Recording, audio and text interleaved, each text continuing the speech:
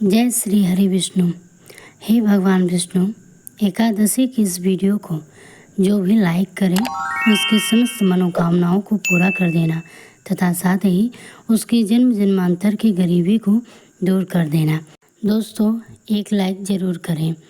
कात्यायन संहिता में कहा गया है, प्रातः काल में स्नान कर भगवान श्री हरि की आराधना करने के बाद व्यक्ति को अपना उपवास उन्हें अर्पित कर देना चाहिए और इस व्रत के पुण्य को प्राप्त करने हेतु व्रत के पारण के साथ मन में ही श्री हरि का स्मरण करना चाहिए। एकादशी का व्रत पूर्ण करने के लिए उसका निर्धारित समय के अंदर ही पारण करना अत्यंत आवश्यक होता है। हमारे शास्त्रों में कहा गया है कि अगर कोई व्यक्ति एकादशी का पूर्ण नियमों के साथ पालन करता है लेकिन द्वादशी पर उसका निश्चित समय में पारण नहीं करता है तो उसका व्रत अधूरा माना जाता है और फिर उसे द्वादशी के दिन संपूर्ण उपवास का पालन करना होगा और फिर वह त्रयोदशी के दिन पारण करके अपना व्रत खोल सकता है।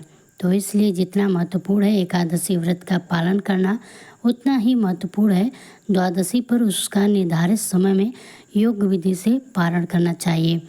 एकादशी व्रत का पारण करने के लिए सर्वप्रथम एकादशी के अगले दिन यानी द्वादशी पर प्रातः ब्रह्म मुहूर्त में उठ जाएं। प्रातः स्नान इत्यादि से स्वयं को शुद्ध कर लें।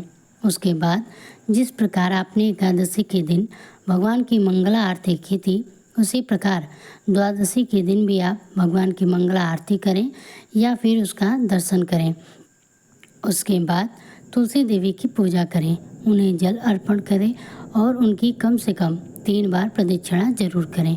और याद रहे, द्वादशी के दिन हम तुलसी पत्र नहीं तोड़ते हैं, इसलिए यदि आपको भगवान को भोग लगाने के लिए तुलसी पत्र की आवश्यकता है तो उसे एक दिन पहले ही तोड़कर रख लें। अब तुलसी देवी के समक्ष बैठकर हरे कृष्ण महामंत्र की निश्चित संख्या में माला का जप करें। जब आपके प्रातःकालीन दैनिक पूजा कार्य समाप्त हो जाएं, तो फिर आप भगवान को अर्पित करने के लिए अपनी क्षमता अनुसार स्वादिष्ट अन्न भोग तैयार करें। उसके बाद उसमें तुलसी पत्र रखकर उसके ऊपर गंगा जल छिड़ककर भगवान को अर्पित करें। प्रयास करें कि पारण समय से पहले ही करें। यह सारे कार्य समाप्त कर लें। उसके बाद संभव है तो अपने घर में किसी ब्राह्मण को आमंत्रित कीजिए, उन्हें सम्मानपूर्वक आसन प्रदान करिए, उन्हें भगवान को जो भोग लगाया था उसी को प्रसाद के रूप में अर्पित करने दें। जब वे इस प्रसाद से संतुष्ट हो जाएं, तो फिर उन्हें अपनी क्षमता के अनुसार कुछ न कुछ दान अवश्य कर दें। इस व्रत का पालन करते समय दान देना अत्यंत आवश्यक होता है। दान के विषय में पद्म पुराण में शील व्यास जी कहते हैं कि लक्ष्मी की प्रसन्नता के लिए कलयुग में परम पद की प्राप्ति करने वाले मनुष्य को सदा ही दान करना चाहिए।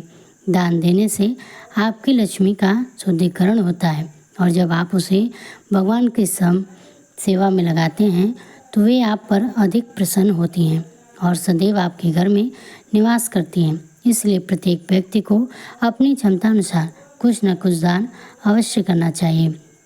अब देखिए, कई बार ऐसा होता है कि घर पर किसी ब्राह्मण या वैष्णव को आमंत्रित करना संभव नहीं होता है, तो ऐसे समय में क्या किया जाए? तो ऐसी स्थिति में आपके पास 3 विकल्प हैं।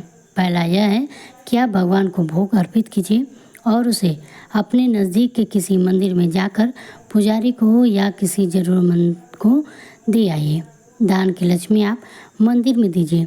अगर इस प्रकार भोजन नहीं दे सकते तो कम से कम अपने आसपास के किसी मंदिर में जाकर कुछ न कुछ दान देकर आइए या फिर गौ माता को घास या रोटी खिलाइए।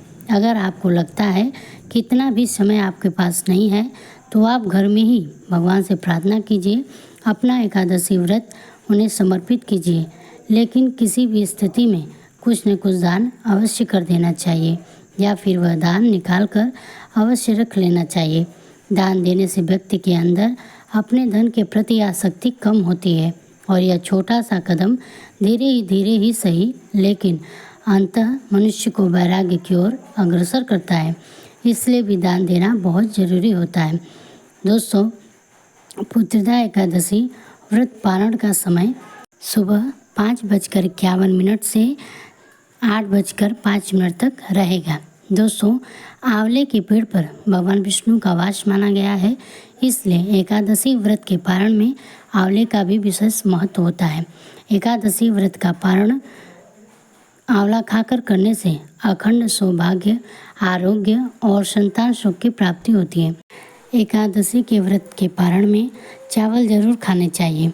एकादशी व्रत के दिन चावल खाने की मनाही होती है, लेकिन द्वादशी के दिन चावल खाना सबसे उत्तम माना जाता है। धार्मिक मान्यता है कि एकादशी के दिन चावल खाने से व्यक्ति को रेंगने वाले जीव की योनि में जन्म मिलता है, लेकिन द्वादशी को चावल खाकर व्रत का पारण करने से इस योनि से मुक्ति मिल जाती है। एकादशी व्रत के पारण में इन चीज़ों को ना करें शामिल। एकादशी का व्रत का पारण करते समय कुछ चीज़ों का प्रयोग भोजन में भूलकर भी नहीं करना चाहिए, जैसे कि मूली, बैंगन, साग, मसूर, लहसुन, प्याज आदि का व्रत पारण से प्रयोग में वर्जित माना गया है। बैंगन पित्त दोष को बढ़ाता है और उत्तेजना वर्धक होता है। वहीं मसूर की दाल को अशुद्ध माना गया है। मूली की तासीर ठंडी होती है, इसलिए यह पित्त के ठीक के बाद सेहत के लिए सही नहीं होती है। लहसुन प्याज तामसिक भोजन होता है, इसका प्रयोग भी पारण में वर्जित है। ऐसा माना जाता है इसे खाने से उत्तेजना, क्रोध, हिंसा और शांति की भावना आती है।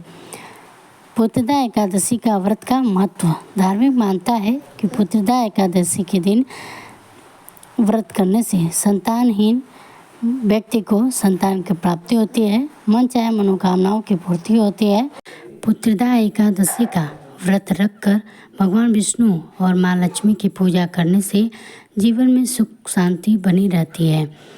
पुत्रदा एकादशी उपाय। खुशहाली के लिए अगर आपके परिवार में कोई अनबन चल रही है तो पुत्रदा एकादशी के दिन पूजा के समय दक्षिणावर्ती शंख में जल भरकर भगवान विष्णु को चढ़ाएं और पूजा के बाद उस जल को पूरे परिवार के सदस्यों को प्रसाद के रूप में बांटें। इससे परिवार में एकता बढ़ती है। दूसरा है कर्ज दूर करने के लिए। कर्ज दूर करने के लिए आपको पुत्रदा एकादशी की शाम में पीपल के पेड़ पर जल चढ़ाएं और उसके नीचे घी का दीपक अवश्य जलाएं। ऐसा माना जाता है कि पीपल के वृक्ष में भगवान विष्णु का वास होता है। ऐसा करने पर कर्ज की समस्याओं से छुटकारा मिलता है। तो आशा करते हैं कि आपको पुत्रदा एकादशी की व्रत कथा सुनकर बहुत ही आनंद आया होगा। इसी तरह की अन्य कथाओं को सुनने के लिए हमारे चैनल को अभी सब्सक्राइब करके बेल आइकन को प्रेस कर दें तथा कमेंट बॉक्स में जय श्री हरि विष्णु जरूर लिखें।